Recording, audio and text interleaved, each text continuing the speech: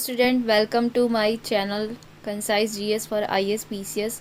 तो हमने Rajasthan public service commission की टेस्ट सीरीज़ स्टार्ट करी थी। 2 दिन पहले मैंने एक और टेस्ट सीरीज़ अपलोड करी थी जिसमें मैंने इसका पार्ट 1 डिस्कशन किया था। तो आज जो हम डिस्कस करने वाले हैं पार्ट 2 इसका डिस्कस करने वाले हैं, क्योंकि हमारे पास जो टोटल क्वेश्चन है वो 150 हैं और 150 में से आपके अप्रॉक्स 20 क्वेश्चन जो होते हैं वो रीजनिंग और मैथ्स के होते हैं। तो जो रिमेनिंग क्वेश्चन है वो मैं आज डिस्कस करने वाली हूँ। 65 क्वेश्चन जो थे वो मैंने फर्स्ट पार्ट में डिस्कस किए थे और जो रिमेनिंग 65 है वो मैं इस पार्ट में डिस्कशन करने वाली हूँ। तो ये जो करने वाले हैं, और इससे पहले जो आपने वीडियो नहीं देखा है तो उसको भी ज़रूर देख लें। ये जो हमारी टेस्ट सीरीज़ है वो राजस्थान की हिस्ट्री और आर्ट और कल्चर से रिलेटेड है, तो ध्यान से देखिएगा। चलिए आइए शुरू करते हैं।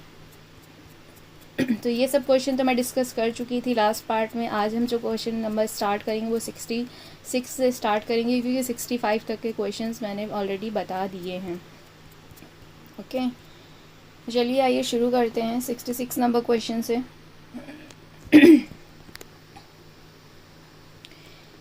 निम्नलिखित में से किस किले का नाम बरसाना रखा गया था? भरतपुर किला, आमेर किला, विजय मंदिर किला, शेरगढ़ या बारा? तो इसका जो आपका आंसर होगा वो होगा डी, यानी जो बरसाना जिसका नाम रखा गया वो कौन सा किला है? वो शेरगढ़ किला है। इसके बारे में और थोड़ी जानकारी ले लेते हैं, इसका एक्सप्लेनेशन देख लेते हैं। जो मुग़ल सम्राट फ़र्रुखसियार ने क्या किया था? शेरगढ़ को क्या किया था? दुर्गापुर के जो कोटा महाराव भीम सिंह प्रथम को पुरस्कार स्वरूप दिया था। जो महाराव भीम सिंह स्वयं को क्या कहते थे? कृष्णदास कहते थे, और कृष्ण भक्ति में ही उसने शेरगढ़ का दुर्ग का नाम बरसाना रखा था। साथ ही इन्होंने क्या किया था? कोटा का नाम भी नंदगांव कर दिया था और कोटा नगर ब्रजनाथ जी को अर्पित कर दिया था। तो ये हमारा एक्सप्लेनेशन है। क्वेश्चन नंबर 67 को देख लेते हैं। राजस्थान की लोक कला के संदर्भ में निम्नलिखित कथनों पर विचार कीजिए। भीलवाड़ा जिले का शाहपुरा कस्बा फड़ चित्रण के कारण राष्ट्रीय स्तर पर विख्यात है। पद्मश्री पुरस्कार विजेता श्रीलाल जोशी ने फड़ चित्रण को आधुनिक पहचान दी थी। तो 67 है। 67 का जो आपका आंसर होगा वो होगा सी, यानी जो पहले और दूसरे कथन दोनों सत्य हैं। आइए कुछ एक्सप्लेनेशन देख लेते हैं इसके बारे में। फड़ चित्रण क्या है? वो राजस्थान की परंपरागत लोक कला है। इसमें क्या करते हैं? इस चित्रण में मोटे सूती वस्त्र का उपयोग किया जाता है और इसमें क्या किया जाता है? मानव आकृतियाँ, पशु पक्षी, प्रकृति चित्रण आदि का संयोजन करके उसमें रंग भरा जाता है। चित्र संयोजन में जो प्रमुख आकृति होती है उसको सबसे बड़ा बनाकर प्रधानता दी जाती है। जो बाकी अन्य आकृतियाँ होती हैं वो उसके अनुपात में छोटी बनाई जाती हैं। और ये जो फड़ चित्रण है वो भीलवाड़ा के शाहपुरा कस्बे की जो फड़ चित्रण है वो राष्ट्रीय स्तर पर विख्यात है। इसे आधुनिक पहचान दिलाने वाले कौन थे? श्रीलाल जोशी थे, जिनको 2006 ईस्वी में पद्मश्री से सम्मानित भी किया गया था। 68 नंबर क्वेश्चन देख लेते हैं। निम्नलिखित में से असत्य कथन कौन सा है वो आपको चुनना है। भवाई लोक नृत्य में अनेक करतब दिखाए जाते हैं। अग्नि नृत्य के नर्तक फतेह फतेह बोलते रहते हैं। नाहर नृत्य कोटा जिले के सांगौर क्षेत्र का लोकप्रिय लोक नृत्य है। वालर नृत्य स्त्री पुरुष दोनों द्वारा किया जाने वाला नृत्य जिसमें किसी वाद्य का प्रयोग नहीं किया जाता है। ठीक है, तो इसमें जो आपका असत्य कथन है वो है 3 है, ये तीसरा यानी सी। जो नाहर नृत्य है वो आपको मैं बता दूं, ये जो नाहर नृत्य क्या होता है? वो मांडल में होली के 13 दिन बाद चैत्र कृष्ण त्रयोदशी पर नाहर के वेश में किया जाने वाला नृत्य है। और होली के अवसर पर कोटा के सांगौद में कौन सा उत्सव फेमस है? तो वो नाहर उत्सव प्रसिद्ध है। ओके, भवाई नृत्य क्या होता है? ये किस क्षेत्र में किया जाता है? ये उदयपुर क्षेत्र में किया जाता है। इसमें क्या होता है? शरीर की क्रियाओं के अद्भुत संचालन और करतब जो हैं इसकी विशेषताएं हैं। जैसे कि क्या किया जाता है? गिलास पर नृत्य, तलवार एवं कांच पर नृत्य आदि जो हैं इसकी विशेषताएं हैं। जसनाथी संप्रदाय के अनुयायियों द्वारा अंगारों के ढेर पर किया जाने वाला नृत्य है। और अंगारों पर नृत्य करते समय वो क्या करते हैं? फतेह फतेह बोला जाता है। वालर नृत्य कौन सा है? सिरोही क्षेत्र के गरासियों का प्रसिद्ध नृत्य है यह, और स्त्री पुरुष दोनों द्वारा किया जाता है जिसमें किसी वाद्य का प्रयोग नहीं किया जाता है। तो ये कुछ नृत्य थे और इनके बारे में अब एक बार और एक्सप्लेनेशन में देख लीजिएगा। बेड़ेश्वर 69 नंबर क्वेश्चन देख लेते हैं। बेड़ेश्वर धाम के संदर्भ में निम्नलिखित कथनों पर विचार कीजिए। यहाँ स्थित मंदिर में खंडित शिवलिंग हैं। यहाँ के पुजारी सेवक जाति के हैं जो स्वयं को ब्राह्मणों से उत्पन्न मानते हैं। घूमर व गैर नृत्य यहाँ के मेले की प्रमुख विशेषता है। तो उपयुक्त में से कौन सा कथन सही है वो आपको बताना है। और 69 का जो आपका आंसर होगा वो होगा डी, यानी जो पहला, दूसरा, तीसरा तीनों कथन आपके सत्य हैं। कुछ एक्सप्लेनेशन देख लेते हैं। तो डूंगर जिले में सोम, माही व जाखम नदियों के संगम पर संत मावजी की तपोभूमि जो है वो बेड़ेश्वर धाम वहीं पर स्थित है। इसे क्या कहते हैं, आदिवासियों का कुंभ भी कहा जाता है। यहाँ पांच स्थान से खंडित शिवलिंग विराजमान हैं। सेवक जाति के पुजारी क्या अपनी उत्पत्ति ब्राह्मणों से मानते हैं। और मेले में घूमर, गैर नृत्य के अलावा भगत, भांड, नट आदि द्वारा वीर गाथाओं का गायन करने वाले लोगों का मनोरंजन किया जाता है। ठीक है।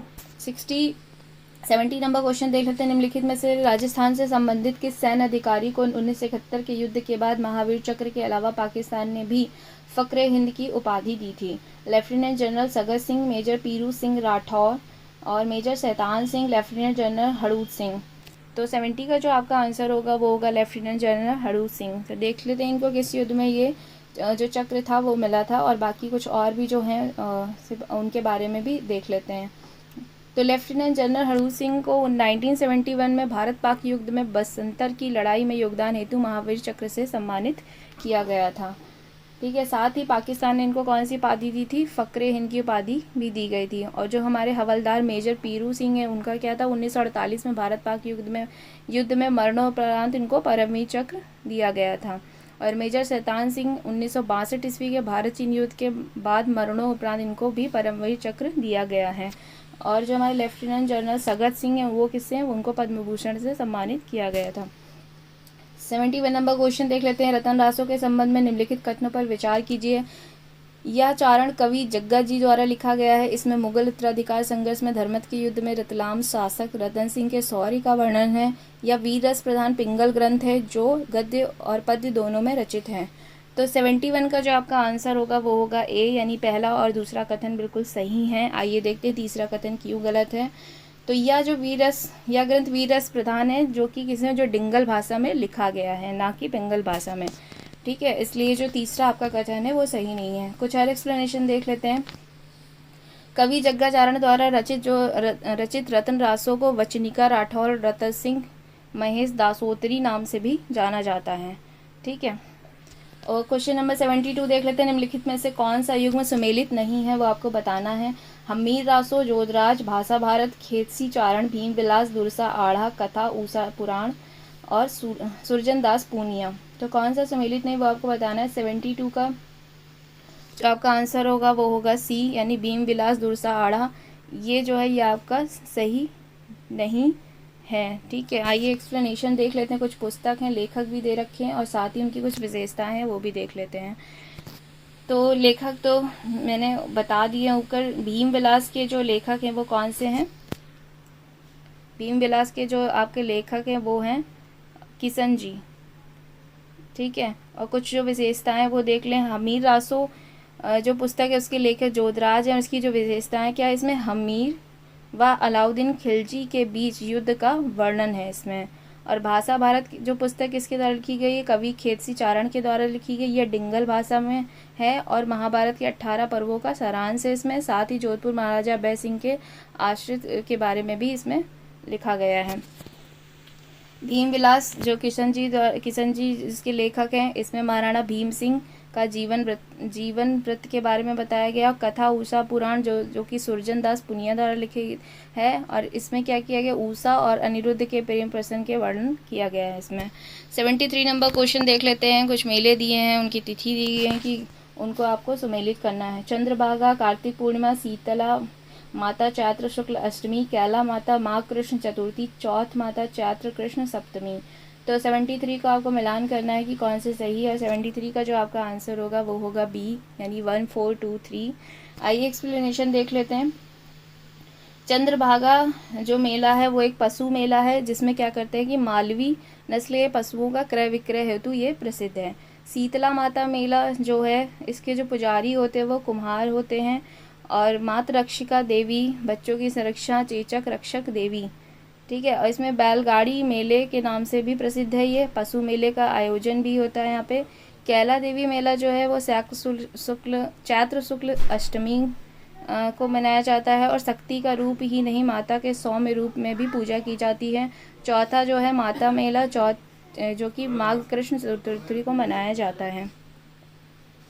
74 नंबर क्वेश्चन देख लेते हैं। हवेली दी है, जिला दिया, आपको सुमेलित करना है। ताराचंद रुइया की हवेली बीकानेर, बछावातों की जो हवेली है झुंझुनू, सलाम सिंह की हवेली सीकर, बगड़िया की हवेली जैसलमेर। तो ये आपको सुमेलित करना है। और 74 का जो आपका आंसर होगा वो होगा आपका ए, ठीक है। आइए कुछ एक्सप्लेनेशन देख लेते हैं इसके बारे में।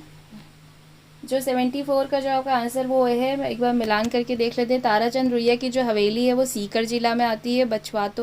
बछावतों की जो हवेली आती है वो आपकी बीकानेर ज़िले में आती है। सलाम सिंह की जो हवेली है वो जैसलमेर, बगड़िया की हवेली जो आती है वो आपकी झुंझुनू ज़िले में आती है। कुछ और एक्सप्लेनेशन देख लेते हैं कि और जो हवेलियां हैं वो किस किस ज़िले में कहाँ से आती हैं, वो भी देख लेते हैं। तो बीकानेर जो लोकेशन है, जो ज़िला है, उसमें और कौन सी जो हवेली आती है, बछावतों, मोहता, मुंदड़ा, रामपुरिया आदि की हवेली आती है और ये सब जो है लाल पत्थर से बनी है। जैसलमेर में कौन सी आती है, सलीम सिंह नथमल पटुओं की हवेली, जाली के काम करने के कारण प्रसिद्ध है, यहाँ पे जाली का काम होता है। झुंझुनू में कौन से होते हैं, नाथूराम पोद्दार, सेठ लालचंद गोयनका, सेठ राधाकृष्ण, बगड़िया सोने चांदी की हवेली जो है यहाँ प्रमुख हैं। सीकर जिले में कौन कौन सी हवेली आती हैं, सीकर जिले में आती है चार चौक, ताराचंद रुइया, नंदलाल देवड़ा की जो हवेली हैं प्रमुख हैं, ठीक है। 75 नंबर क्वेश्चन देख लेते हैं। निम्नलिखित में से असत्य कथन कौन सा है वो आपको चुनना है। हड़ौती बोली को ढूढ़ाड़ी की उपबोली माना जाता है। रांगड़ी बोली में कर्कशता होती है। दादूपंत का अधिकांश साहित्य ढूढ़ाड़ी बोली में है। दयाबाई, सहजोबाई, संत चरणदास आदि की रचनाएं अहीरवाटी बोली में हैं। तो 75 का बताना है कि कौन सा जो कथन है वो असत्य है आपका। तो 75 का जो आपका आंसर होगा वो होगा डी, यानी कि जो डी कथन है वो आपका सही नहीं है। तो संत लालदास, चरणदास, दयाबाई, सहजोबाई, डूंगर सिंह आदि की जो रचनाएं वो कौन सी बोली में, वो है मेवाती बोली में, ना कि अहीरवाटी बोली में, जो कि आपका ऑप्शन 4 दे रखा है, इसलिए ऑप्शन गलत है। और मेवाती बोली जो ब्रैकेट में आपको दिया कि मेवाती बोली पर ब्रज भाषा का प्रभाव है और यह बोली साहित्य की दृष्टि से समृद्ध है। हड़ौती को ढूढ़ाड़ी की उपबोली माना जाता है। इस बोली में गुजराती और मारवाड़ी का भी प्रभाव है। रांगड़ी को मालवी की उपबोली माना जाता है। इसमें मारवाड़ी एवं मालवी का मिश्रण होता है और इसमें कर्कशता भी होती है। ढूढ़ाड़ी बोली साहित्य की दृष्टि से समृद्ध है और दादूपंत का जो अधिकांश साहित्य है ढूढ़ाड़ी बोली में है। और ईसाई मिशनरियों ने बाइबल का ढूढ़ाड़ी अनुवाद भी प्रस्तुत किया था, ठीक है। 76 नंबर क्वेश्चन देख लेते हैं। निम्नलिखित कथनों पर विचार कीजिए। गैर में मेवाड़ व बाड़मेर क्षेत्र का प्रसिद्ध नृत्य है जो केवल पुरुषों द्वारा किया जाता है।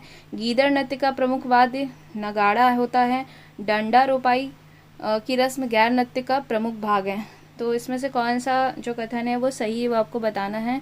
तो 76 का जो आपका आंसर होगा वो होगा डी, यानी कि आपका पहला और जो दूसरा कथन है वो बिल्कुल सही है। तो जो डांडा रुपाई की रस्म गैर नृत्य का प्रमुख भाग है ये आपका गलत है। इसको भी देख लेते हैं कि ये क्यों गलत है। तो जो डांडा रोपना यानी कि जो प्रहलाद स्थापना है वो उसके बाद क्या होता है, गीदड़ नृत्य प्रारंभ होता है। तो ये जो है गीदड़ नृत्य का से रिलेटेड है, ठीक है। कुछ और एक्सप्लेनेशन देख लेते हैं। मेवाड़ व बाड़मेर क्षेत्र का जो प्रसिद्ध गैर नृत्य जो कौन से क्षेत्र में प्रसिद्ध है, ये मेवाड़ और बाड़मेर क्षेत्र का प्रसिद्ध जो गैर नृत्य है होली के दूसरे दिन से 15 दिनों तक केवल पुरुषों द्वारा किया जाने वाला नृत्य है।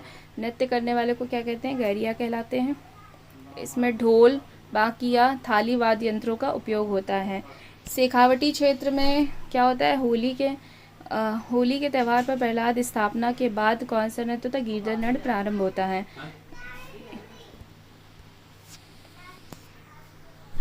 गीदड़ नृत्य के बारे में और भी पॉइंट है वो भी देख लेते हैं कि यह जो पुरुष नृत्य होता है और जो महिलाओं के वस्त्र धारण करने वाले जो पुरुष हैं उनको पुरुष नृत्य को क्या बोलते हैं, गणगौर भी कहा जाता है। इसमें जो मुख्य वाद्य यंत्र कौन से, नगाड़ा के साथ साथ ढोल, डफ, चंग आदि का प्रयोग भी होता है। यह नृत्य सुर, ताल और नृत्य तीनों का संगम होता है, ठीक है। क्वेश्चन नंबर 77 देख लेते हैं। निम्नलिखित कथनों पर विचार कीजिए। गुडला नृत्य महिला एवं पुरुषों दोनों द्वारा किया जाता है। गुडला नृत्य में भाग लेने वाले पुरुष को गुडले खान का प्रतीक माना जाता है। तो उपयुक्त में से कौन सा कथन सही है वो आपको बताना है। और 77 का जो आपका आंसर होगा वो डी होगा, यानी कि जो दोनों कथन हैं वो आपके असत्य हैं। तो कुछ एक्सप्लेनेशन देख लेते हैं और उसके बारे में। जोधपुर क्षेत्र में केवल महिलाओं द्वारा किए जाने वाला नृत्य जो कौन सा है, शीतला अष्टमी से गणगौर तक चलता है। जोधपुर क्षेत्र में जो महिलाओं द्वारा जो नृत्य किया जाता है वो कब से कब तक चलता है, शीतला अष्टमी से गणगौर तक चलता है। इसमें क्या करती है महिलाएं, छिद्रित मटके में दीपक रखकर नृत्य करती हैं और इस मटके को गुडले खान का प्रतीक माना जाता है। गुडला जो नृत्य को प्रोत्साहन देने वाले व्यक्ति वो कौन कौन से हैं, वो हैं कोमल कोठारी, देवीलाल सामर, मणिशंकर गोंगली। ठीक है। 78 नंबर क्वेश्चन देख लेते हैं। निम्नलिखित को सुमेलित कीजिए। संगीत घराना उसके संस्थापक दे रखे। कथक घराना मनरंग खां, जयपुर घराना बंदे अली खां, पटियाला घराना भानु जी, और जो किराना घराना है अली बख्श। तो ये आपको सुमेलित करना है, इसका आंसर देखना है। और 78 का जो आपका आंसर होगा वो होगा बी। यानी एक बार मिलान करके देख लेते हैं। यानी जो आपका कथक घराना है वो उसके जो संस्थापक हैं कथक घराने के वो भानु जी हैं। जयपुर घराना के जो संस्थापक हैं मनरंग खां हैं। पटियाला घराना के जो संस्थापक हैं वो अली बख्श हैं। और जो किराना घराना के जो संस्थापक हैं वो बंदे अली खां हैं। ठीक है। इससे रिलेटेड कुछ कलाकार हैं उनके बारे में भी देख लेते हैं। तो जयपुर जो घराने के जो अन्य कलाकार हैं वो कौन से हैं, मोहम्मद अली हैं। और पटियाला के जो हैं गुलाम अली खां हैं। किराना के पंडित भीमसेन जोशी और रोशन आरा बेगम। और कथक से रिलेटेड कोई इसमें अभी कलाकार नहीं है। ठीक है। 79 नंबर क्वेश्चन देख लेते हैं। नृत्य दिए गए हैं, संबंधित समुदाय दिए गए हैं, वो आपको बताना है। और नृत्य से आपको सुमेलित भी करना है। पड़िहारी, गुर्जर, चरी, कालबेलिया, मावलिया, कंजर, चकरी, कथौड़ी। तो जो ये आपका 79 नंबर है, 79 का जो आपका आंसर होगा वो होगा आपका बी, यानी कि जो पड़िहारी नृत्य किस समुदाय द्वारा किया जाता है, कालबेलिया द्वारा। चरी नृत्य जो आपका गुर्जर समुदाय द्वारा किया जाता है। मावलिया जो है वो आपका कथौड़ी, और चक्री जो है आपका कंजर द्वारा किया जाता है। तो एक्सप्लेनेशन में भी सेम चीज़ दी गई है तो वो मैं आपको नहीं बता रही हूँ। 80 नंबर क्वेश्चन देख लेते हैं। नाना लाल गंधर्व, जयद लाल सोनी, ठाकुर ओंकार सिंह, हमीद बेग आदि किस ख्याल शैली से संबंधित है, आपको बताना है।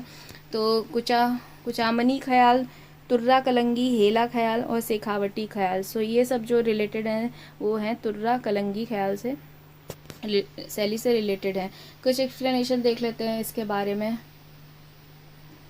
तो तुर्रा कलंगी ख्याल तुक नगीर एवं शाह अली जो थे इसके प्रवर्तक माने जाते हैं और ये मुख्यतः चित्तौड़गढ़ क्षेत्र में प्रचलित है।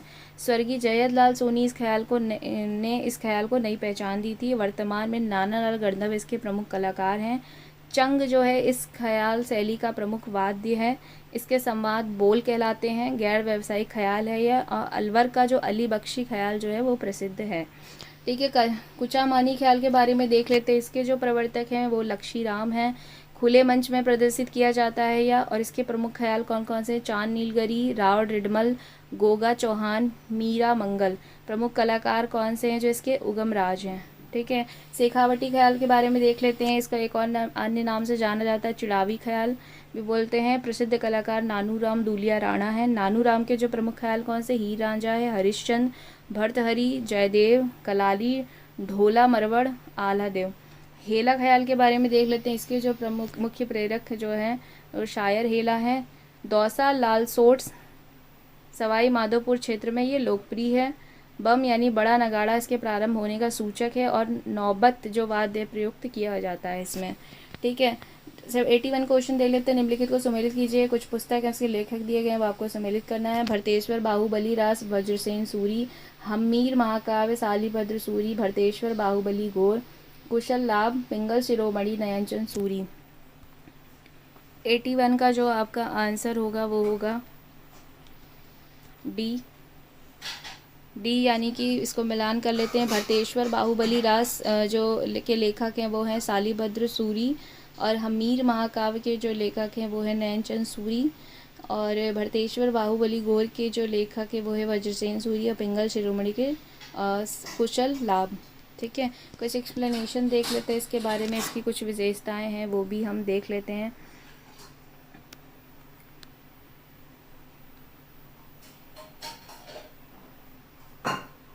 तो भरतेश्वर जो बाहुबली घोर है उसकी जो विशेषता क्या है, ये जो राजस्थानी साहित्य की प्राचीनतम पुस्तक, इसकी जो विशेषता है और भरतेश्वर बाहुबली रास, इसका जो लेखन वर्ष बताने वाली राजस्थान की प्राचीनतम पुस्तक है ये।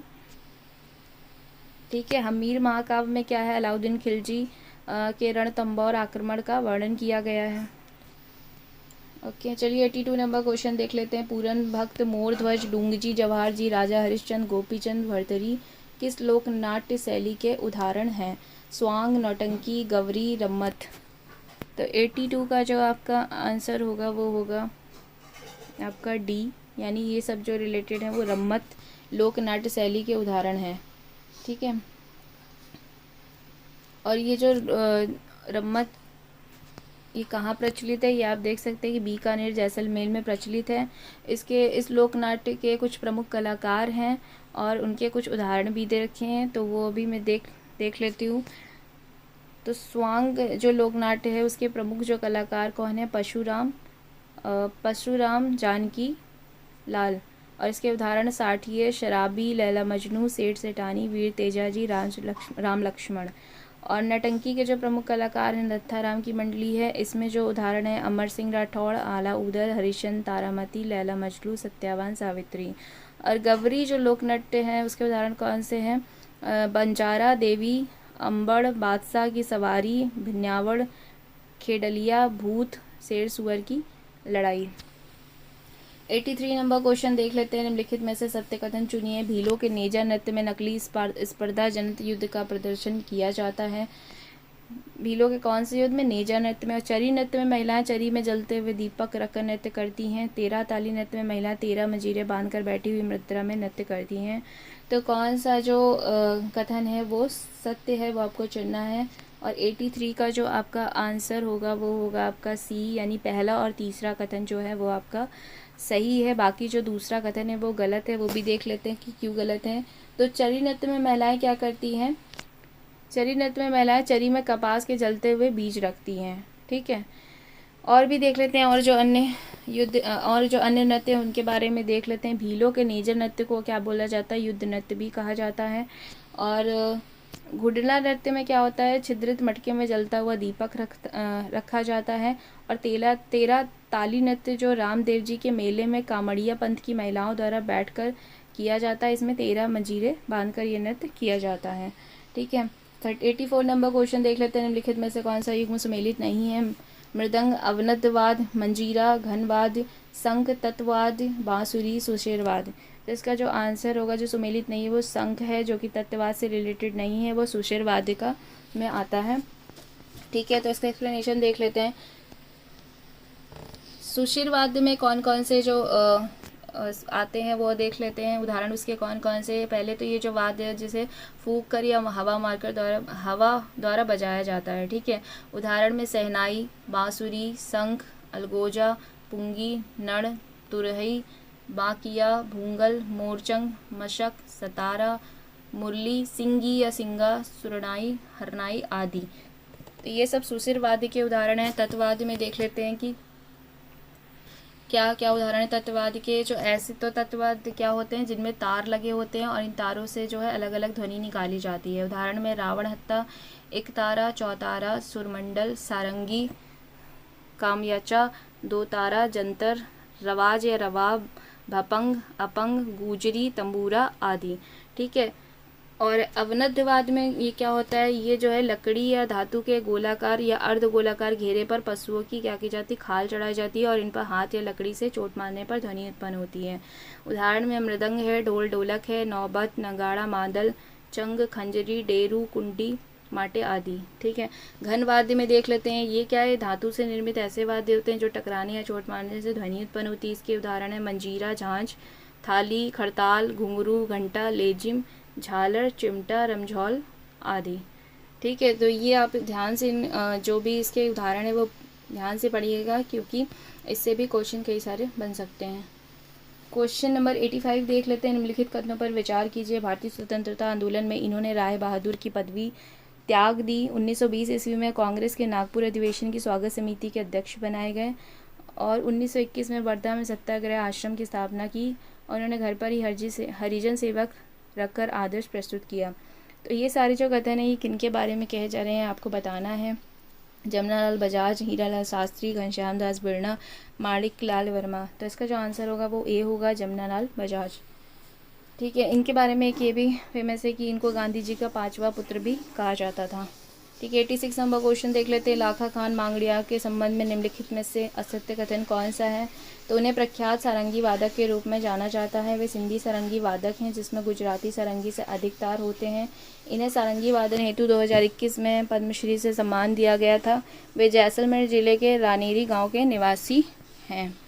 तो 86 का जो आपका आंसर होगा वो होगा डी। ये जो डी जो है वो आपका असत्य कथन है।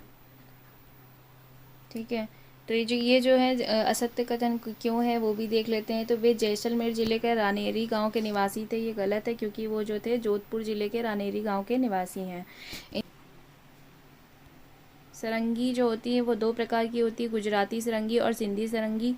तो जो हमारे लाखा खान माड़ियार हैं जिन्हें क्या ना सिंधी सारंगी वादन में योगदान हेतु 2021 में पद्मश्री से सम्मानित भी किया गया था। और इनके जो गुजराती और सारंगी और जो सिंधी सारंगी हैं वो 2 प्रकार की सारंगियाँ होती हैं। उनके बारे में कुछ देख लेते हैं। गुजराती सारंगी में क्या होता है, स्टील के बने 7 तार होते हैं और इसका उपयोग जो किया जाता है वो शास्त्रीय संगीत में अधिक होता है। सिंधी सारंगी में क्या होता है, यह गुजराती सारंगी से उन्नत व विकसित होती है। इसमें तारों की जो संख्या होती है वो अधिक होती है। बाड़मेर और जैसलमेर क्षेत्र की जो लंगा जाति है वो अपने लोक संगीत में क्या करते हैं, सारंगी का अधिक प्रयोग करते हैं। इसके अलावा मिरासी, जोगी और मांगड़िया जाति के कलाकार भी सारंगी के साथ गाते हैं। ठीक है, 87 नंबर क्वेश्चन देख लेते हैं। निम्नलिखित को सुमेलित कीजिए। जली संरचना दिए गए हैं, कुछ जिले दिए गए हैं, वो आपको बताना है कि कौन सी संरचना कौन सी जिले में आती है। यानी कि कीर्ति मोरी तालाब डूंगरपुर, नौलखा बावड़ी उदयपुर, संगमरमर कुआं बाड़मेर और रानी जी की बावड़ी बूंदी। तो ये कोड के माध्यम से आपको आंसर देना है। और 87 का जो आपका आंसर होगा वो होगा आपका सी। चाहिए आइए एक्सप्लेनेशन के माध्यम से इसको मिलान कर लेते हैं। तो रानी जी की जो बावड़ी आती है वो किस ज़िले में, बूंदी में आती है। और इसको किसके द्वारा ये निर्मित थी, ये राजा अनिरुद्ध सिंह की नथावत रानी द्वारा निर्मित है। नौलखा बावड़ी डूंगरपुर ज़िले में आती है। इसको किसने बनवाया था, राजा आस्करण की रानी प्रेमल देवी द्वारा निर्मित है। ये संगमरमर कुआं बाड़मेर में आता है और कीर्ति मोरी जो तालाब है वो बूंदी में आता है ज़िले में। 88 नंबर क्वेश्चन देख लेते हैं। निम्नलिखित में से कौन सा संप्रदाय सगुणोपासक संप्रदाय नहीं है। वल्लभ संप्रदाय, रामस्नेही संप्रदाय, निष्कलंक संप्रदाय और निम्बार्क संप्रदाय। तो 88 का जो आपका आंसर होगा वो होगा बी। ठीक है, कुछ एक्सप्लेनेशन देख लेते हैं। तो राम स्नेही संप्रदाय के बारे में कुछ देख लेते हैं। तो जस्ट अ मिनट। ओके, तो राम स्नेही संप्रदाय के बारे में देख लेते हैं। इसके जो प्रवर्तक थे वो कौन थे, जो इसके जो प्रवर्तक संत रामचरण जी जो क्या करते थे, भगवान राम को एकमात्र ईश्वर मानते थे, किंतु लेकिन जो उनकी उपासना वो निर्गुण निराकार रूप में करते थे। इसकी जो प्रमुख गद्दी कहाँ पर है, वो शाहपुरा है। और वल्लभ संप्रदाय के बारे में बात करें तो इसके प्रवर्तक वल्लभाचार्य थे और ये भगवान श्री कृष्ण की सगुण रूप में उपासना करते थे। इसकी प्रमुख पीठ नाथद्वारा में है। निम्बका संप्रदाय के बारे में देखते हैं तो इसके जो प्रवर्तक थे निम्बकाचार्य थे। ये राधा कृष्ण की सगुण उपासना करते थे। प्रमुख पीठ इसकी कहाँ, सलेमाबाद यानी किशनगढ़ में है। निष्कलंकी संप्रदाय के जो प्रवर्तक है संत मावजी हैं। मुख्य पीठ इसकी कहाँ है, सामला गाँव यानी डूंगरपुर में है। 89 नंबर क्वेश्चन देख लेते हैं। निम्नलिखित में से कितने युग सुमेलित हैं, आपको बताना है। गौड़ी संप्रदाय गलताजी जयपुर, जसनाथी संप्रदाय कतरिया सर बीकानेर, लालदास जी दासी संप्रदाय नगला भरतपुर, पाशुपात संप्रदाय महामंदिर जोधपुर। तो इसमें से बताना है कि कितने जो युग में है वो सुमेलित हैं। तो 89 का जो आपका आंसर होगा वो होगा बी, यानी केवल जो 2 युग में है वो सुमेलित हैं। तो आइए देख लेते हैं कौन कौन से युग में जो है वो आपके सुमेलित हैं। तो गौड़ी संप्रदाय जो है वो की जो प्रमुख पीठ है गोविंद देव जी यानी कि जयपुर। जसनाथी संप्रदाय कतरिया सर बीकानेर, लालदासी संप्रदाय भरतपुर नागला और नगला भरतपुर, पाशुपात संप्रदाय एकलिंग जी कैलाशपुरी उदयपुर और रामनंद जी रामुनज यानी गलता जी जयपुर।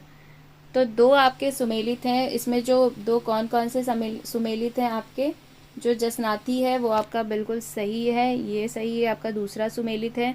और जो लाल दासी जो संप्रदाय है वो भी आपका सुमेलित है। तो बाकी जो गौड़ी संप्रदाय, पशुपात संप्रदाय है वो मैंने आपको एक्सप्लेनेशन में बता दिया है। ठीक है, 90 नंबर क्वेश्चन देख लेते हैं। दूकुल, चोरसो, धोरावली, चीर, पटोरी आदि क्या हैं? राजस्थान में साड़ियों के विभिन्न नाम हैं, राजस्थान में प्रचलित लोकगीत हैं, तारागढ़ की बुर्जों के नाम हैं, या फिर कमर के आभूषण हैं। तो ये सब जो प्रकार हैं ये सब राजस्थान में साड़ियों के विभिन्न नाम हैं। ठीक है, कुछ और भी नाम गिवन है वो भी देख लेते हैं। चोल, निचोल, पट, दूकल, अंसुक, वसन, चीर, पटोरी, चोरसो, धोरावली, लहरिया, ओढ़नी और चूंदड़ी। ठीक है, 91 नंबर क्वेश्चन देख लेते हैं। श्रीनाथ जी यानी नाथ द्वारा एवं द्वारिकाधीश कांकरोली मंदिर में प्रातः काल से शयन काल तक कितनी झांकियां यानी दर्शन होते हैं? तो इसका जो आपका आंसर मतलब जो ऑप्शन दे रखा है 5, 6, 7 या 8, तो इसका आंसर होगा आपका 8। आइए कुछ एक्सप्लेनेशन देख लेते हैं। पुष्टि मार्ग के अनुसार ये कहा गया है कि श्रीनाथ जी एवं द्वारकाधीश मंदिरों के द्वार जो केवल निश्चित समय पर ही खोले जाते हैं और इन्हें हम झांकी कहते हैं। प्रातःकाल से शयन समय तक जो कुल 8 झांकियाँ होती हैं और 6 आरती होती हैं। ठीक है, क्वेश्चन नंबर 92 देख लेते हैं। निम्नलिखित में से असुमेलित युग्म कौन सा है वो आपको पहचानना है। राजस्थान साहित्य अकादमी उदयपुर, राजस्थान सिंधी भाषा अकादमी जो है वो आपका जयपुर, राजस्थान ब्रज भाषा अकादमी भरतपुर, भवानी नाट्यशाला झालावाड़। तो कौन सा असुमेलित युग्म है वो आपको पहचानना है। क्वेश्चन नंबर ये 92 है और 92 का जो आपका आंसर होगा वो होगा सी, यानी राजस्थान ब्रज भाषा अकादमी है, ये आपका गलत है। ये कहाँ पर, ये आपकी है जयपुर में। ठीक है, 93 नंबर क्वेश्चन देख लेते हैं। नीचे हवा महल की जो 5 मंजिलों के नाम दिए गए हैं। ठीक है, इनमें इन नामों को हमको क्रमानुसार व्यवस्थित करना है। रतन मंदिर, शरद मंदिर और प्रकाश मंदिर, विचित्र मंदिर, हवा मंदिर। तो इसको हमें क्रम से लगाना है।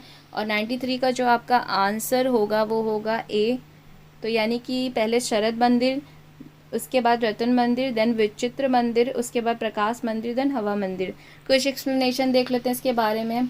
तो हवा महल का जो निर्माण था वो किसने करवाया था? 1799 ईस्वी में हुआ था इसका निर्माण और सवाई प्रताप सिंह द्वारा करवाया गया था। इसका किसके कौन से वास्तुकार के देखरेख में ये करवाया गया था? तो लालचंद्र की देखरेख में करवाया गया था। ठीक है, इसकी आकृति कैसी है? भगवान जो श्री कृष्ण के मुकुट के समान है। हवा महल में कितनी इमारतें हैं? तो 5 मंजिला इमारत है और जिनके नाम दिए गए हैं और उससे रिलेटेड मंदिर भी दिए गए हैं। तो एक बार और मैं बता देती हूँ। प्रथम मंजिल में शरद मंदिर में आता है, प्रथम मंजिल में शरद मंदिर है, दूसरी मंजिल रतन मंदिर, तीसरी मंजिल विचित्र मंदिर, चौथी मंजिल प्रकाश मंदिर, 5वीं मंजिल हवा मंदिर। ठीक है, 94 नंबर क्वेश्चन देखते हैं। निम्नलिखित में से असुमेलित जो युग्म है वो आपको बताना है। लोक देवता दिए, मेला तिथि दे रखी है, उनके बारे में वो आपको बताना है। तेजा जी भाद्रपद शुक्ल दशमी, देवनारायण जी माघ शुक्ल सप्तमी, गोगा जी भाद्रपद कृष्ण नवमी, रामदेव जी भाद्रपद कृष्ण द्वितीय। ठीक है, तो कौन सा सुमेलित है असुमेलित है वो आपको बताना है इसमें। और 94 का जो आपका आंसर होगा वो होगा आपका डी, यानी जो रामदेव जी है ये आपका गलत है। कुछ एक्सप्लेनेशन देख लेते हैं फिर पता चल जाएगा कि किस लिए ये गलत है। ठीक है, तो रामदेव जी ने भाद्रपद शुक्ल एकादशी को जीवित समाधि ली। मेला जो लगता है वो भाद्रपद शुक्ल द्वितीय को लगता है रामदेवरा का। ठीक है, पाबूजी की मूर्ति तलवारधारी अश्वरोही के रूप में बनाई गई। वेट ओके, ये 95 नंबर क्वेश्चन है। यानी जो रामदेव जी ने भाद्रपद शुक्ल एकादशी को जीवित समाधि ली थी। तो इसके जो मेले की तिथि है वो भाद्रपद शुक्ल एकादशी है। ठीक है, ना कि भाद्रपद कृष्ण द्वितीय है। ठीक है, 95 नंबर क्वेश्चन देख लेते हैं। पाबू जी की मूर्ति तलवारधारी अश्वरोही के रूप में बनाई जाती है। तेजा जी की मूर्ति भाला लिए अश्वरोही के रूप में बनाई जाती है। तो 95 का कौन सा कथन सही वो आपको बताना है। दोनों कथन जो है वो आपके गलत हैं। तो सही क्या है वो देख लेते हैं एक्सप्लेनेशन से। जो पाबू जी की जो मूर्ति बनाई जाती है वो कैसी बनाई जाती है? वो भाला लिए अश्वरोही मूर्ति और तेजा जी की तलवार लिए अश्वरोही मूर्ति। ठीक है, 96 नंबर क्वेश्चन देख लेते हैं। निम्नलिखित कथनों पर विचार कीजिए।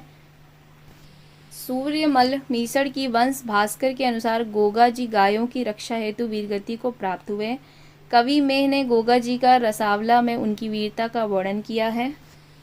गोगा जी के जन्म स्थल ददरेवा के मंदिर को धुरमेड़ी नाम से जाना जाता है। तो उपयुक्त में से कौन सा कथन सही वो आपको बताना है। और 96 का जो आपका आंसर होगा वो होगा 96 का जो आपका आंसर होगा वो होगा ए, यानी पहला और जो दूसरा कथन है वो बिल्कुल सही है। तो इसमें जो पहला और जो दूसरा कथन है वो आपका सही है, और तीसरा कथन जो आपका गलत है वो क्यों गलत है आप देख सकते हैं। जो गोगा जी का एक्सप्लेनेशन में देख सकते हैं, जो गोगा जी का जो जन्म स्थल है वो ददरेवा कहलाता है और उसे शीर्ष मेड़ी के नाम से जानते हैं। और गोगा जी का जो समाधि स्थल है वो गोगा मेड़ी और उसे धुरमेड़ी के नाम से जाना जाता है। जबकि जो यहाँ पर दिया था कथन जो 3 में कि गोगा जी के जन्म स्थल ददरेवा का मंदिर धुरमेड़ी नाम से जाना जाता है, तो ये आपका गलत है। ये धुरमेड़ी नहीं बल्कि शीर्षमेड़ी होगा। ठीक है, और कुछ और बातें देख लेते हैं गोगा जी के बारे में। तो सूर्यमल मीसड़ के अनुसार गोगा जी को जाहिर पीर कहकर पूजते हैं। उन्हें सर्प का जो विष है वो नहीं चढ़ता है, और गोगा जी का नाम जो है सुनकर सर्प शीघ्र घर छोड़कर चला जाता है। ऐसा जो कथन किसके अनुसार बोला गया है, सूर्यमल मीसड़ के अनुसार। ठीक है, 97 नंबर क्वेश्चन देख लेते हैं। करणी माता मंदिर के संदर्भ में निम्नलिखित कथनों पर विचार कीजिए। मुख्य मंदिर देशनोक में है। अलवर के राजा बख्तावर सिंह ने इस मंदिर में निर्माण कार्य करवाए। इस मंदिर में सावन भादो कढ़ाई मौजूद है। या फिर चौथा, करणी माता का लोकगीत सबसे लंबा है।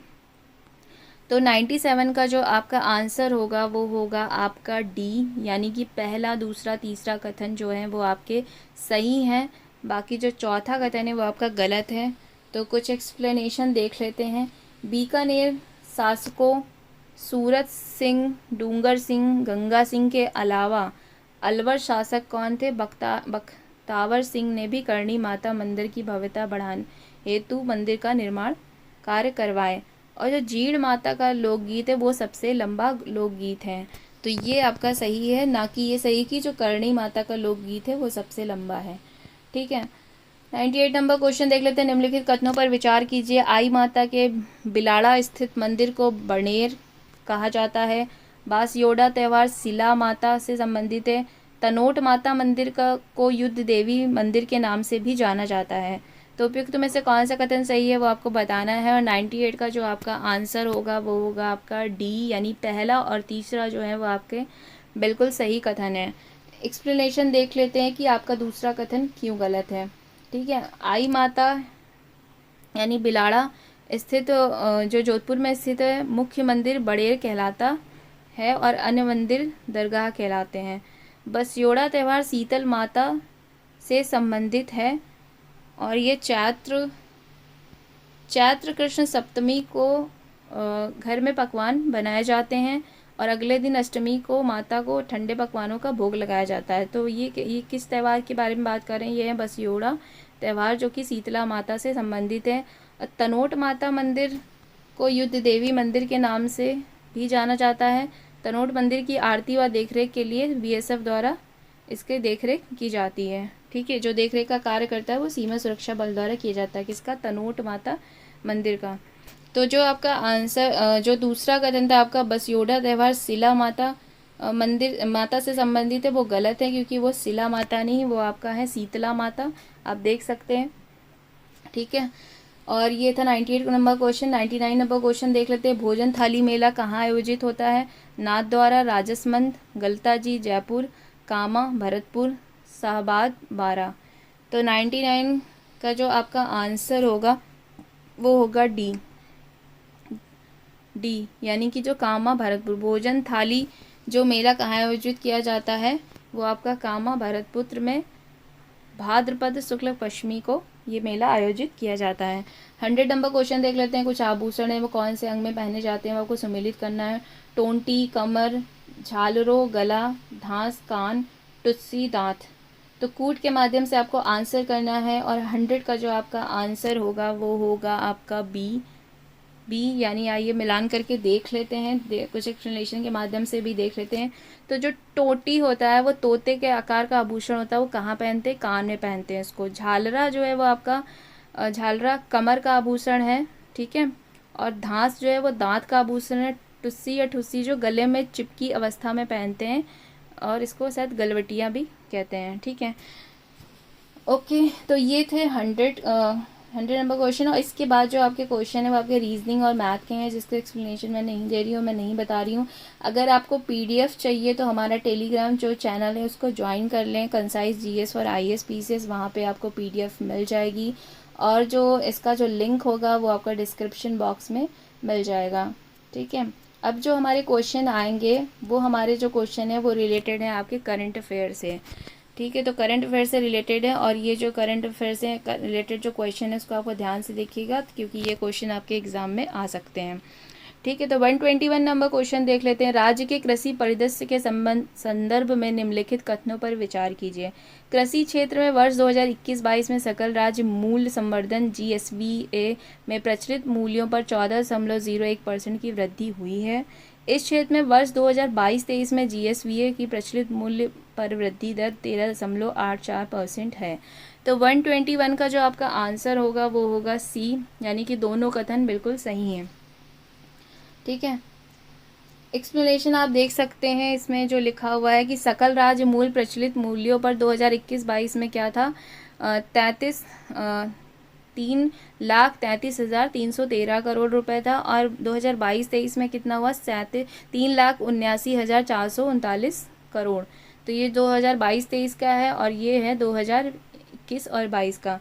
फिर सकल राज्य मूल्य प्रचलित स्थिर मूल्यों पर कितना था, यानी 1,98,614 करोड़ रुपए, और 2022-23 में है 2,08,989 करोड़ रुपए। तो वृद्धि दर प्रचलित मूल्यों पर 2021 में 14.01% और 2022-23 में 13.84%। वृद्धि दर स्थिर मूल्यों पर 6.85% 2021-22 में था, और 5.22 2022-23 में है। ठीक है, क्वेश्चन नंबर 122 देख लेते हैं। राज्य में कृषि संबंध क्षेत्रों में क्षेत्रवार योगदान प्रचलित मूल्यों पर 2022-23 के संदर्भ में निम्नलिखित कथनों पर विचार कीजिए। पशुधन सर्वाधिक योगदान व न्यूनतम वृद्धि वाला क्षेत्र है। मत्स्य न्यूनतम योगदान व सर्वाधिक वृद्धि वाला क्षेत्र है। तो इसमें से कौन सा कथन असत्य है वो आपको बताना है। और 122 का आपका जो आंसर होगा वो होगा डी, यानी कि जो दोनों कथन हैं वो आपके असत्य नहीं है बल्कि सत्य हैं। तो आपको देख लेते हैं इसमें कृषि संबंध का क्षेत्रवार जो योगदान है उसको देख लेते हैं 22-23 में। ठीक है, पशुधन में जो वृद्धि है वो 46.41% है। ठीक है, और फसल क्षेत्र में है 46.00%, वानिकी व लॉगिंग में 7.20% और मत्स्य क्षेत्र में 0.39%। तो ये कंपैरिजन करके इसका परसेंटेज निकाला गया है, और पशुधन का जो है 3.9% की वृद्धि दिखाई गई है, 6.39% फसल क्षेत्र, 5.18% वानिकी व लॉगिंग और मत्स्य क्षेत्र 17.65।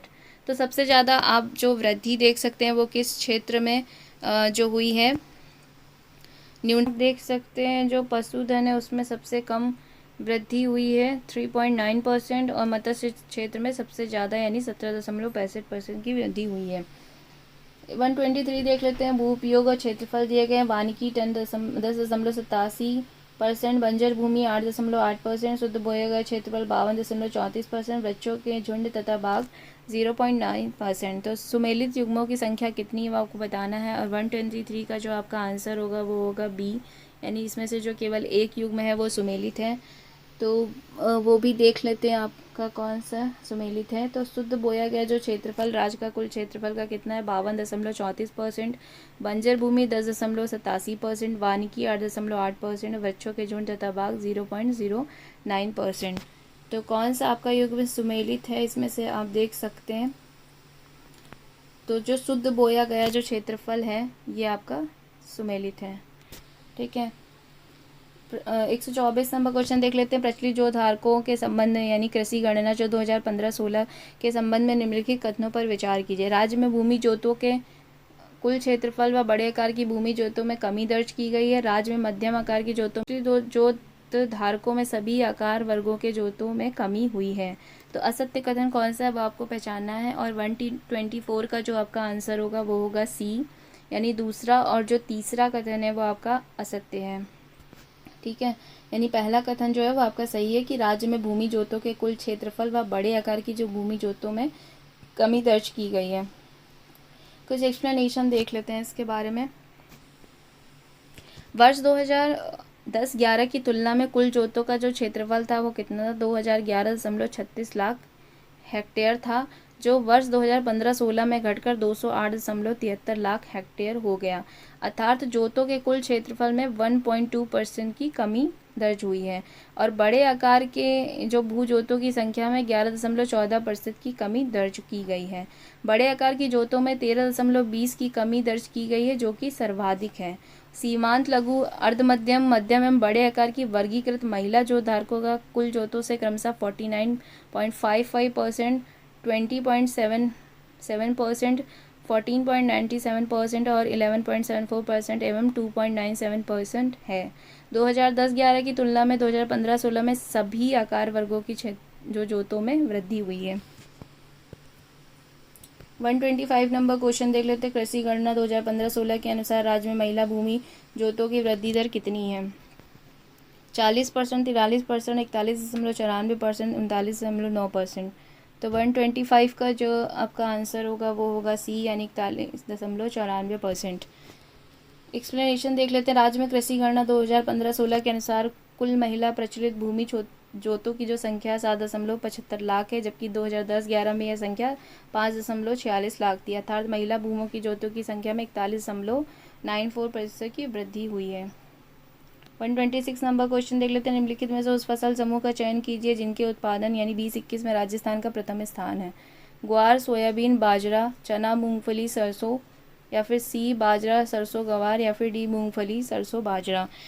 तो इसका 126 का जो आपका आंसर होगा वो होगा सी, यानी बाजरा, सरसों, गवार में राजस्थान का प्रथम स्थान है। कुछ और फसलें उसको भी देख लेते हैं कि किसमें राजस्थान का प्रथम है, किसमें द्वितीय और किसमें तृतीय स्थान है। प्रथम स्थान में कौन कौन से? बाजरा, सरसों, पोषक अनाज, कुल तिलहन, गवार आता है। द्वितीय स्थान में कुल दलहन और मूंगफली, और तृतीय स्थान चना, ज्वार, सोयाबीन।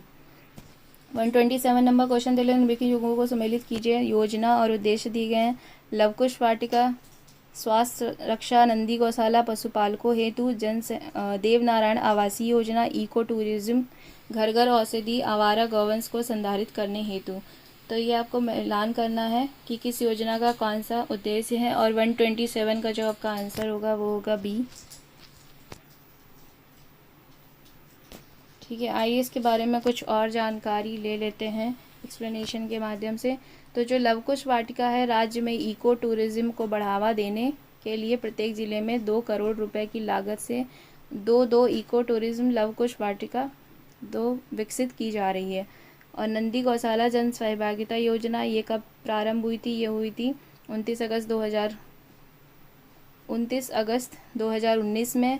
इसका जो उद्देश्य क्या है? निराश्रित नर गौवंश की समस्या के समाधान हेतु नंदी गौशाला जन सहभागिता योजना संचालित है।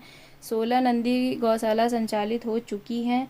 इसके अंतर्गत नवंबर 2022 तक 7.20 करोड़ संबंधित जिलों को आवंटित किए जा चुके हैं। इसके अंतर्गत 2022 तक। देवनारायण पशुपालक आवासीय योजना के बारे में देख लेते हैं। ये कब प्रारंभ हुई थी? ये 2020 में शुरुआत हुई थी इसकी। इसका उद्देश्य क्या है कि यह देश की पहली ऐसी योजना जिसमें पशुपालकों को एक ही स्थान पर दूध संकलन, विपणन एवं संस्करण तथा आवास की सारी सुविधाएं प्रदान की जाएगी। घर घर औषधि योजना, ये कब इसका शुभारंभ कब किया गया था? ये 1 अगस्त 2021 का इसका शुभारंभ हुआ था। इसका उद्देश्य क्या है कि यह प्रदेशवासियों के स्वास्थ्य रक्षा तथा औषधि पौधों के संरक्षण एवं संवर्धन की दृष्टि से राज्य सरकार की फ्लैगशिप योजना है। यह इसके अंतर्गत प्रत्येक परिवार को तुलसी, गिलोय, कालमेघ, अश्वगंधा के कुल 8 पौधे निःशुल्क उपलब्ध करवाए जाएंगे। ठीक है, तो ये आपकी योजनाएं हैं और इनको आपको बहुत ध्यान से पढ़ना है कि कौन सी योजना किससे रिलेटेड है और इसका उद्देश्य क्या है और कब ये शुरू की गई थी। ठीक है, 128 नंबर क्वेश्चन देख लेते हैं।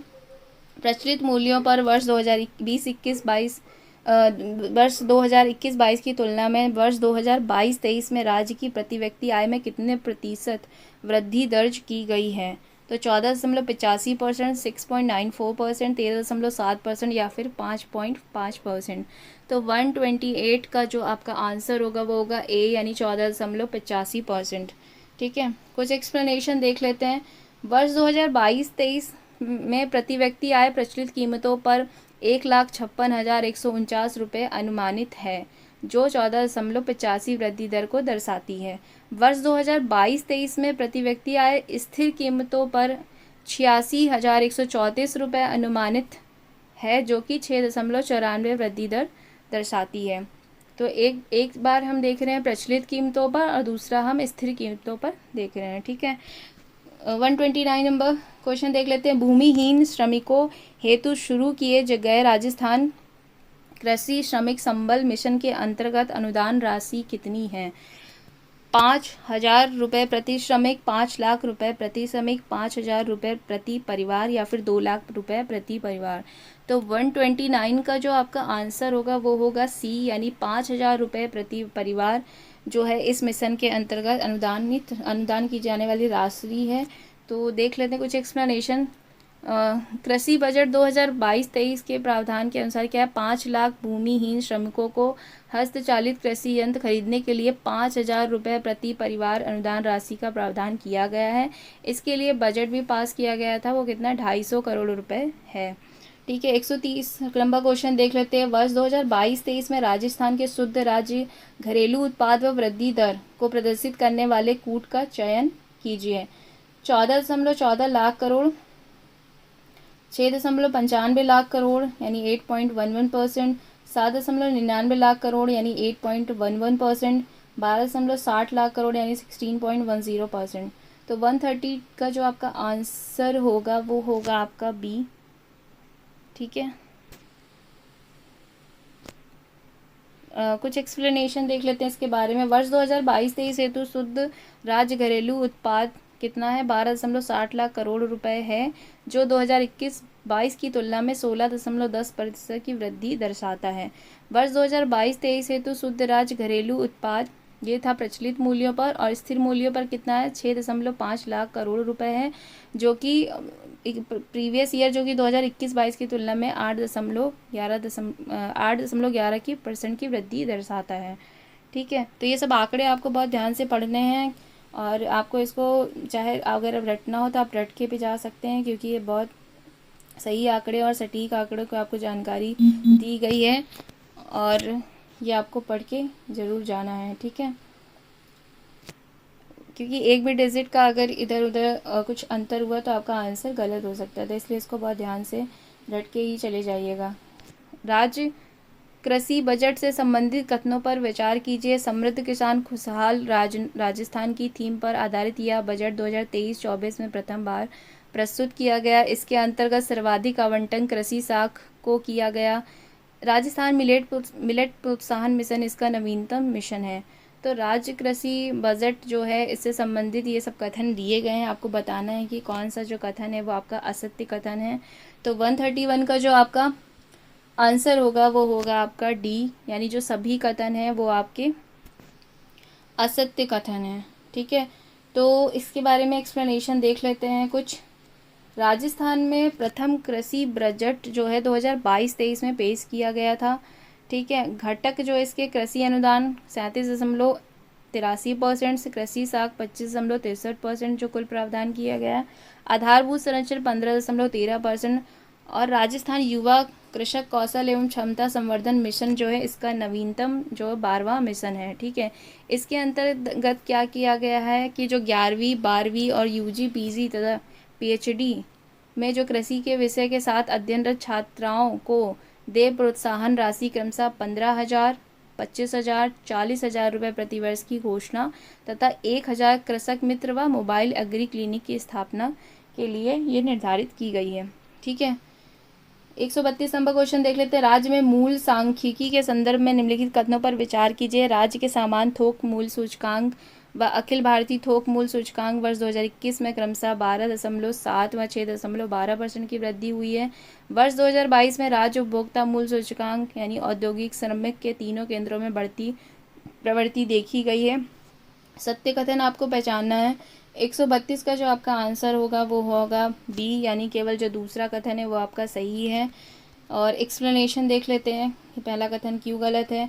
तो राज्य का सामान्य यानी कि WPI वर्ष 2021 में 363.23 में बढ़कर 385.45 रहा, जो कि 612 वृद्धि को दर्शाता है। अखिल भारतीय WPI वर्ष 2021 में 135 से बढ़कर 151.13 हो गया, जिसमें 12.07 की वृद्धि को दर्शाता है।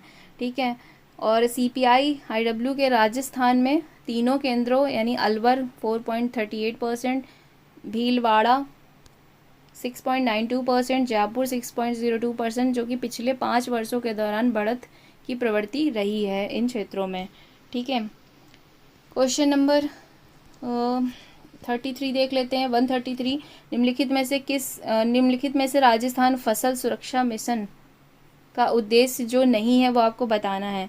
तो क्या उद्देश्य नहीं है इसका? कृषकों को तारबंदी पर अनुदान, कृषक कौशल एवं क्षमता संवर्धन, आवारा पशुओं से बचाव व रोकथाम, तारबंदी में सामुदायिक भागीदारी को बढ़ावा देना। तो कौन सा इस मिशन का उद्देश्य नहीं है वो आपको बताना है। और 133 का जो आपका आंसर होगा वो होगा बी, यानी कृषक कौशल एवं क्षमता संवर्धन जो इसका उद्देश्य नहीं है। तो कुछ और इसके बारे में देख लेते हैं। राजस्थान फसल सुरक्षा तारबंदी द्वारा फसल सुरक्षा हेतु अनुदान प्रदान किया जाएगा। ठीक है। और नीलगाय व आवारा पशुओं से सुरक्षा इसमें है। और तारबंदी कार्यक्रम सीमांत या लघु किसान लागत 60% या 48,000 रुपये जो भी कम हो, या फिर अन्यों को 50% या 40,000 जो भी कम हो, प्लस प्रति कृषक 400 रनिंग मीटर की सीमा तक का अनुदान इसमें दे है। ठीक है। 134 नंबर क्वेश्चन देख लेते हैं। राजस्थान उद्योग व वाणिज्य मंत्री शकुंतला रावत द्वारा 17 सितंबर 2022 को कौन सी नीति जारी की गई? ठीक है। राजस्थान MSME नीति, राजस्थान हस्तशिल्प नीति, A और B दोनों, या फिर राजस्थान खनिज नीति। तो 134 का जो आपका आंसर होगा वो होगा C, यानी A और B जो दोनों जो नीति है 17 सितंबर 2022 को जारी की गई थी। एक्सप्लेनेशन में भी सेम चीज़ लिखी है, नहीं बता रही। 135 का देख लेते हैं। निम्नलिखित युग्मों को सुमेलित कीजिए। सूची दी गई है और सूची फर्स्ट और सूची सेकंड को मिलान करना है आपको। जैव सुरक्षा प्रयोगशाला Churu 6, sorted semen lab Jaipur, किसान प्रशिक्षण संस्थान बस्सी, खारा पानी एक्वाकल्चर प्रयोगशाला नाथद्वारा। तो आपको सही सुमेलित करके बताना है। और 135 का जो आपका आंसर है वो आपका जो है वो आपका गिवन नहीं है।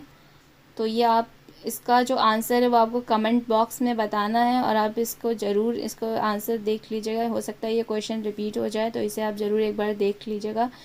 बाकी इसका मैं कुछ एक्सप्लेनेशन भी बता दे रही हूँ जिससे आपको हेल्प मिल जाएगी। जयपुर में एक आधुनिक जैव सुरक्षा प्रयोगशाला 3 स्वीकृत की गई है। 6 सॉर्टेड सीमेंट के उत्पादन के लिए बस्सी में लैब बनाई गई है। नाथद्वारा राजस्थान में एक किसान प्रशिक्षण स्थान स्वीकृत किया गया है। और खारे पानी में श्रिम्प और झींगा पालन को बढ़ावा देने के लिए चूरू में खारा पानी एक्वाकल्चर प्रयोग की स्थापना की गई है। 136 नंबर क्वेश्चन देख लेते हैं। संसद की नवनिर्मित इमारत के संदर्भ में निम्न कथनों पर विचार कीजिए। इसका निर्माण रिलायंस कंस्ट्रक्शन द्वारा किया गया है। लोकसभा की थीम कमल तथा राज्यसभा की थीम मोर है। लोकसभा में 888 तथा राज्यसभा में 384 सांसदों के बैठने की व्यवस्था होगी। राज्यसभा स्पीकर के आसन के पास सेंगोल स्थापित किया गया है। तो 136 का जो आपका आंसर होगा वो आपको बताना है कि कौन से कथन सही हैं। तो 136 का जो आपका आंसर होगा वो होगा ए, यानी केवल इसमें से एक कथन सही है। आइए देखते हैं एक्सप्लेनेशन के माध्यम से कि कौन सा कथन सही है। तो इसका जो निर्माण किसने करवाया था वो टाटा प्रोजेक्ट्स लिमिटेड द्वारा किया गया है और इसके जो वास्तुकार हैं वो विमल पटेल हैं। लोकसभा मोर और राज्यसभा कमल थीम पर आधारित है। लोकसभा में 888 सांसदों के बैठने की व्यवस्था है जिनका भविष्य में 1272 तक विस्तार संभव है। और राज्यसभा में 384 सांसदों के बैठने की व्यवस्था है। लोकसभा अध्यक्ष के आसन के पास सेंगोल स्थापित किया जाएगा। यह सेंगोल चोल साम्राज्य में सत्ता हस्तांतरण का प्रतीक था। तो आपका इसमें से जो एक कथन सही है वो कौन सा है? वो है ये आपका कि जो लोकसभा, ये तीसरा जो कथन है वो आपका बिल्कुल सही है। ठीक है। 137 नंबर क्वेश्चन देख लेते हैं। सुमेलित करना है आपको। सतत भूमि प्रबंधन हेतु उत्कृष्टता केंद्र चंडीगढ़, पर्यटन पर G20 बैठक श्रीनगर, भारतीय वायु सेना हेरिटेज सेंटर सूरत, एशिया का सबसे बड़ा बायोडाइवर्सिटी पार्क देहरादून। तो 137 का जो आपका आंसर होगा उसको मिलान करने के माध्यम से बताना है, वो आपका डी होगा।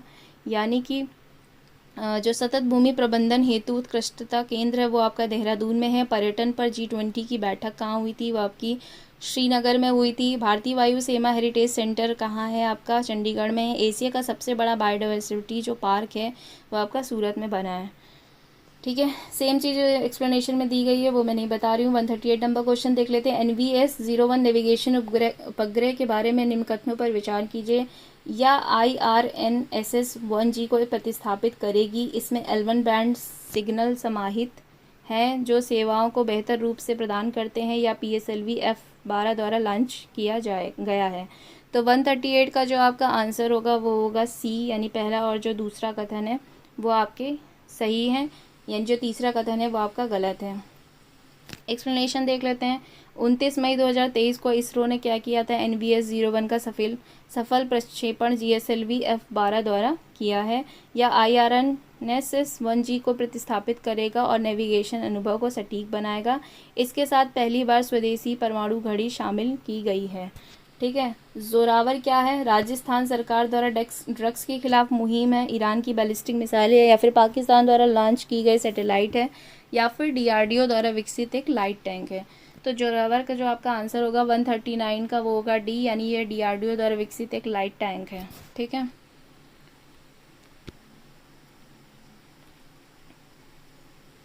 140 नंबर क्वेश्चन देख लेते हैं। पंचकर्म संकल्प के बारे में निम्नलिखित कथनों पर विचार कीजिए। यह बंदरगाह जहाजरानी और जलमार्ग मंत्रालय का कार्यक्रम है। इसके अंतर्गत देश के केवल पश्चिमी बंदरगाहों को शामिल किया गया है। इसमें ग्रीन हाइड्रोजन हब और सिंगल विंडो पोर्टल विकसित किए जाएंगे।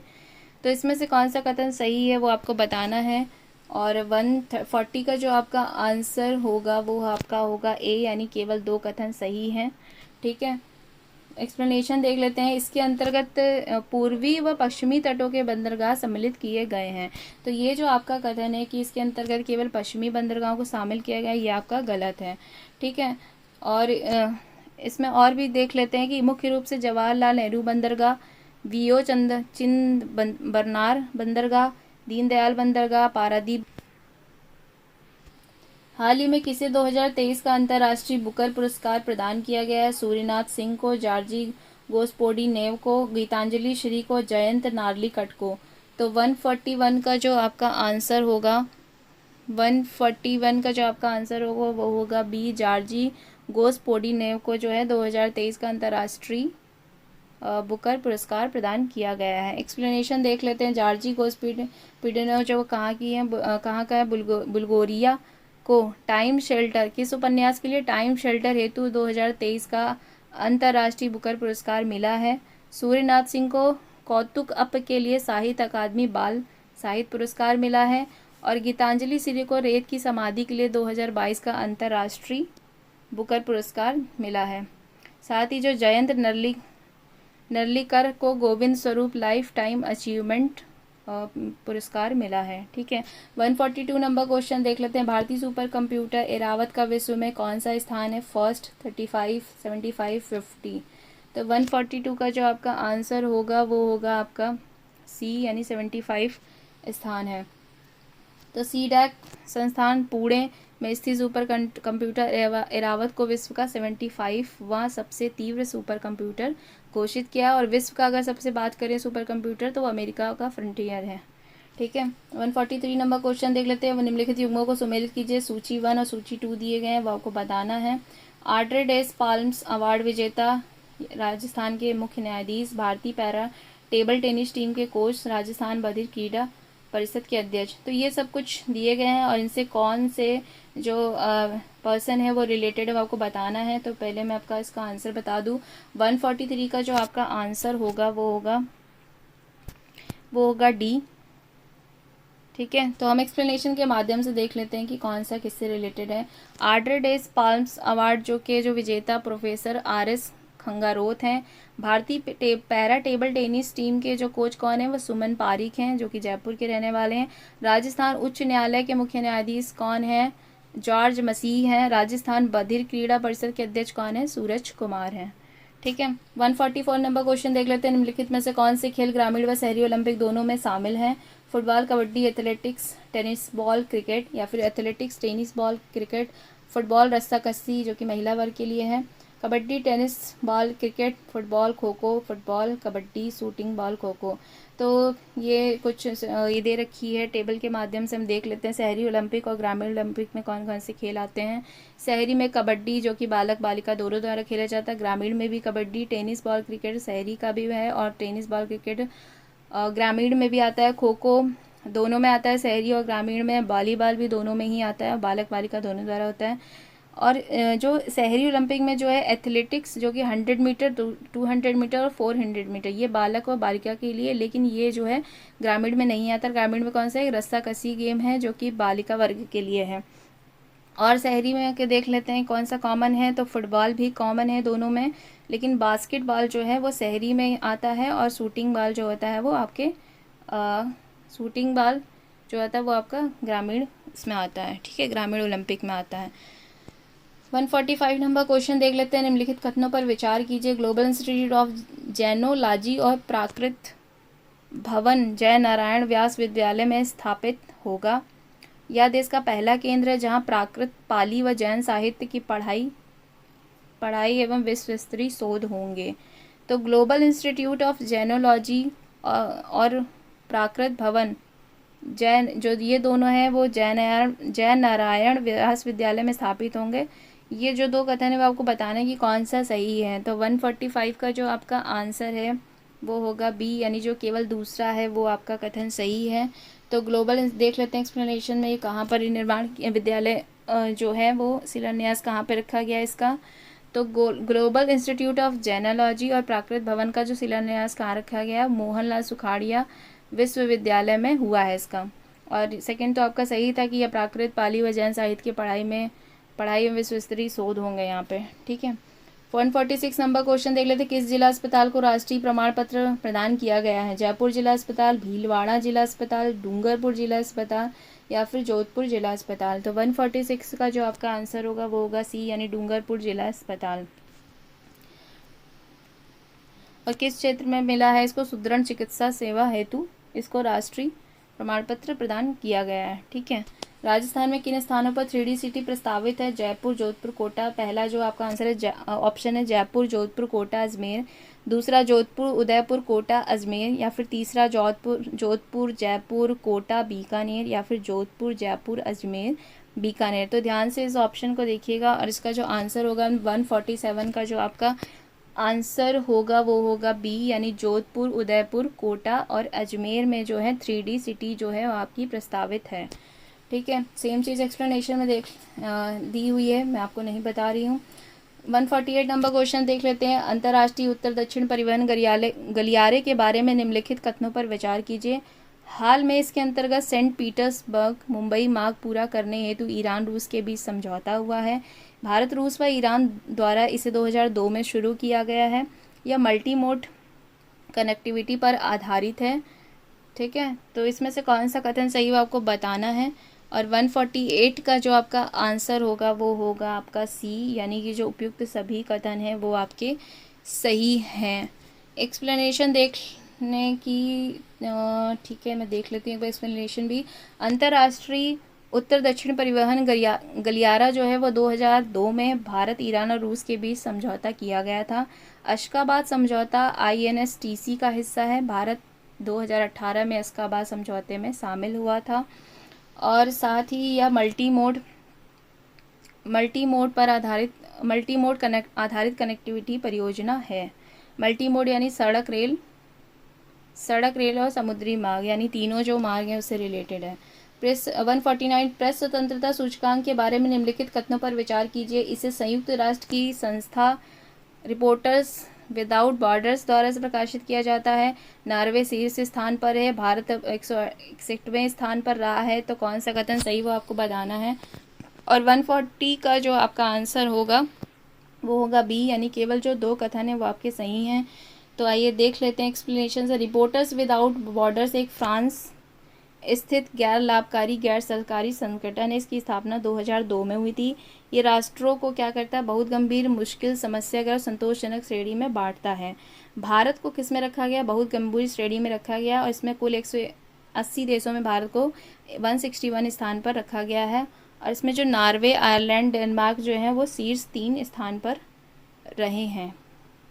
ठीक है, तो आप देख सकते हैं कि जो जो पहला आपका ऑप्शन है, इसे संयुक्त राष्ट्र की संस्था, ये चीज़ गलत है। संयुक्त राष्ट्र की संस्था नहीं, बल्कि ये फ्रांस स्थित एक गैर लाभकारी और गैर सरकारी संगठन है। ठीक है, 150 नंबर क्वेश्चन देख लेते हैं। हाल ही में किस खिलाड़ी यानी जोड़ी ने मलेशिया मास्टर्स बैडमिंटन चैंपियनशिप जीती है?